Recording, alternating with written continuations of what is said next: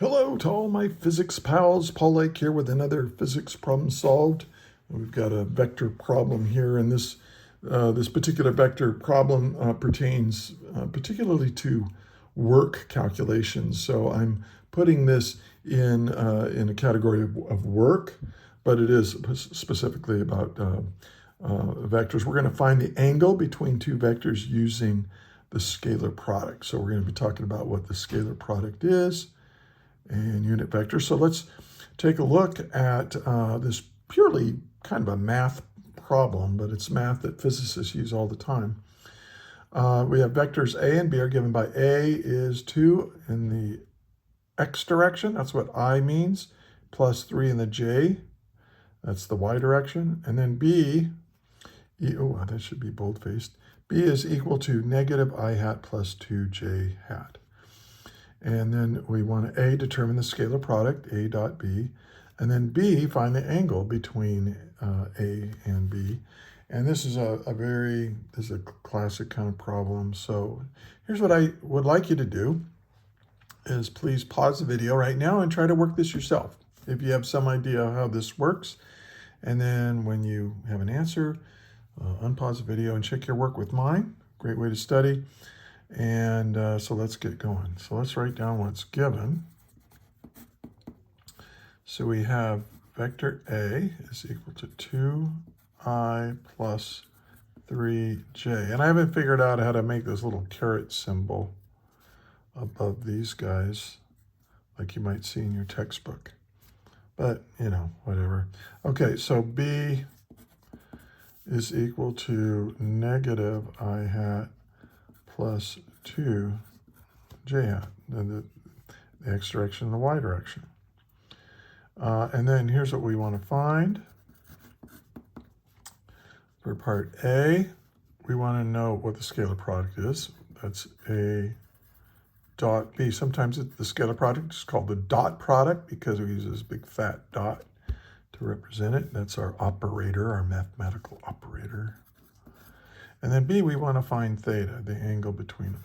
Let's call that theta. So let's solve. Okay, so now the scalar product is defined a couple of different ways. And I do have a lecture describing this in detail, so check in the description, the video description, for a link.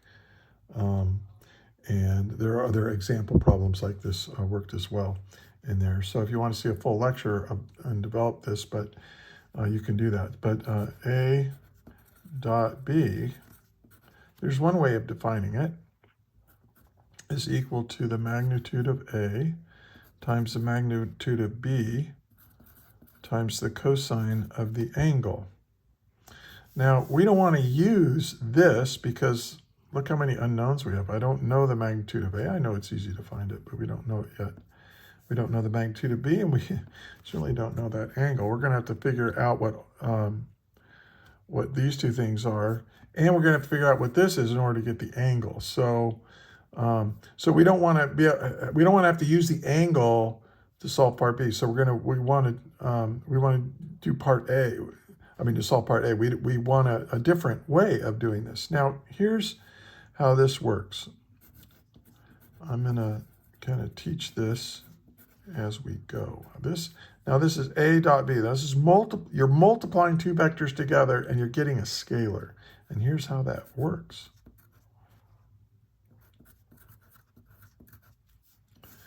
Okay, there's vector A, and then we're going to dot it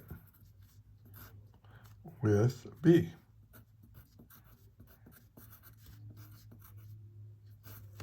Now, here's what you need to know. If this is our definition for the scalar product, what is a unit vector, like I, dotted with itself? What is I dot I? Well, all unit vectors have a magnitude of 1 and a magnitude of 1. And they're obviously, this says in the x direction, and this says in the x direction. So what's the angle between those two? 0 degrees. There's no angular difference between two identical vectors or unit vectors.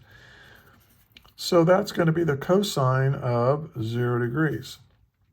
Well, the cosine of 0 degrees is 1. So we have 1 times 1 times 1. So I dot I is 1. And by the same logic, J dot J equals 1. But what about I dot J? Well, what's the magnitude is 1. The magnitude of J is 1. And then what's the angle between these two? What's the angle? Oh, well, it's 90 degrees, right? Because this is in the x direction. That's I hat, and then J hat is in the y direction. Well, that's 90 degrees, so that's the cosine of 90 degrees.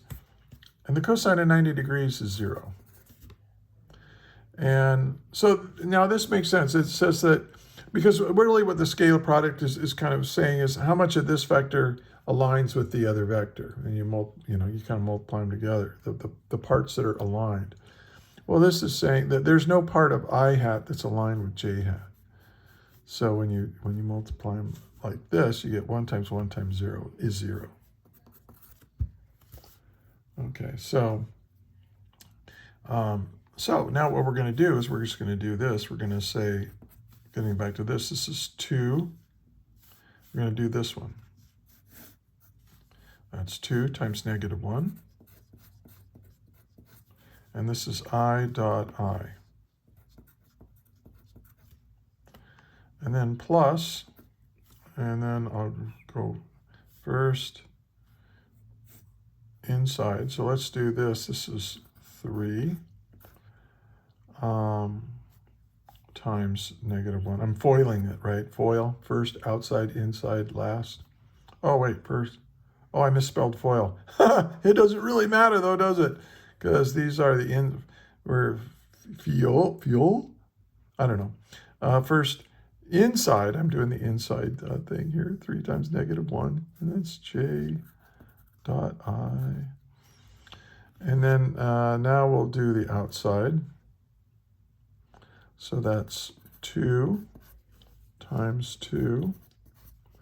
And this is I hat dot J hat. And then plus, now we're going to do last. So I did misspell foil. My apologies. You know, you need to get over it. If you're mad at me, you just need to get over it. J dot J. Ah, okay. Well, J dot I and I dot J, they're both 0. So the whole term goes away.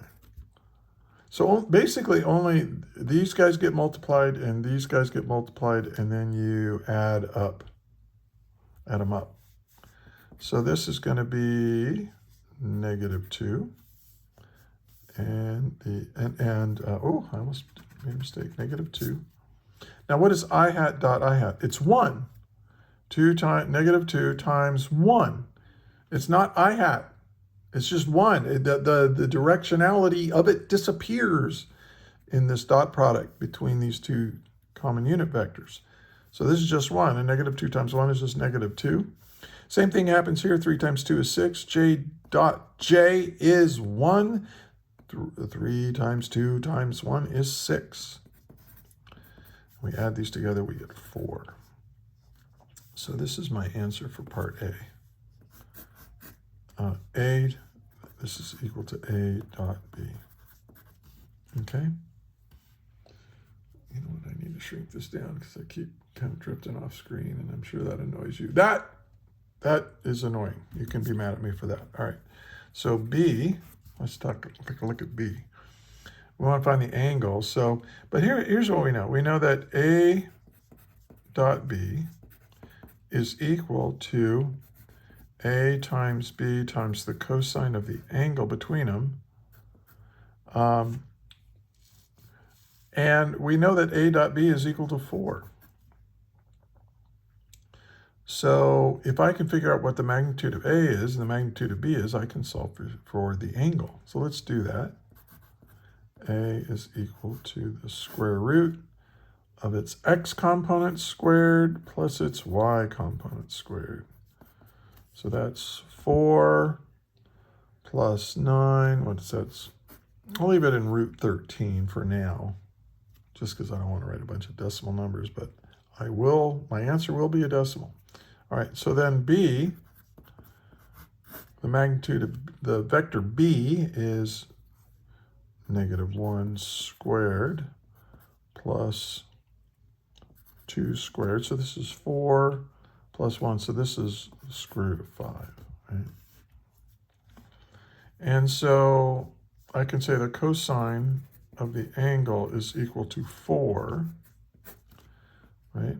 4 divided by a times b, divided by root 13 times root 5. Okay. Now I want the angle, so I'm going to take the inverse cosine of this. So theta is equal. Hey, are you finding this helpful? If it's annoying, you can leave. But if you're finding this helpful, please give it a thumbs up, subscribe to the channel, share it with your friends, and share it with your teacher. A lot of teachers use my stuff, and it's really cool when other teachers use my stuff. And then also, I am a physics tutor. Check the description for a link, and it tells you how to get a hold of me if you want to do that. All right, so this is 4 over 13 root 5. Theta equals, all right, so let's do that. So I'm going to get my calculator, turn it on. Now, the first thing I do is make sure I'm in degrees, because I want my answer in degrees. So I go second function cosine. And then I go 4 divided by, I'm just going to do this one at a time, 13 to the raised to the 0.5 power. So this 0.5 power only applies to this 13. Or does it? You know what I'm going to do? I'm going to put parentheses around it. Never, you can use parentheses. So this is going to be, oh, we could just go 13 times 5 and take the square root of that. So that's what we'll do. We'll go 13 times 5, close parentheses, and then raise that to the power of 0.5. And now we should have an angle that makes sense. We have 60.3. Degrees. Now let's see if that makes any sense. I'm going to draw a little sketch. And I'm going to say A is 2, 1, 2, and then up 1, 2, 3. So it's like, here's A. And then what is B? B is -1. And then up 2. So 1, 2. So it's right here. Now, does that kind of look like 60 degrees to you? Yeah, I guess so. That seems reasonable. Let me check one more time. So 13 times 5.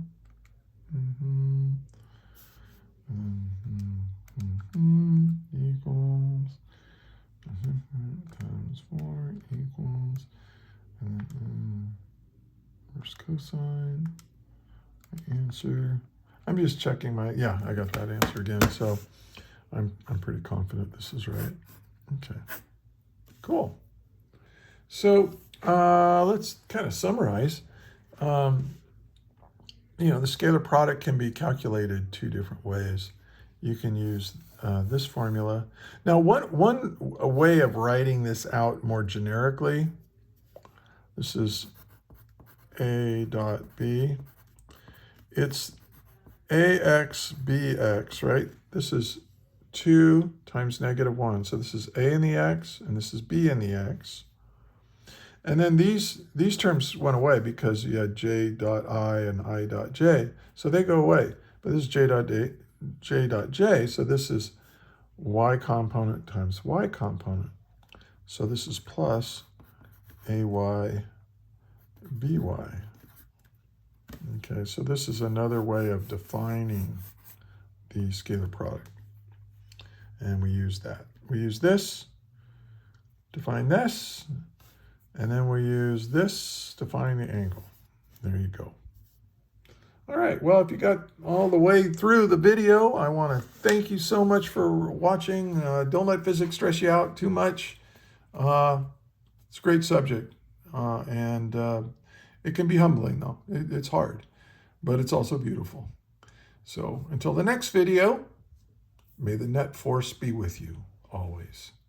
That is all.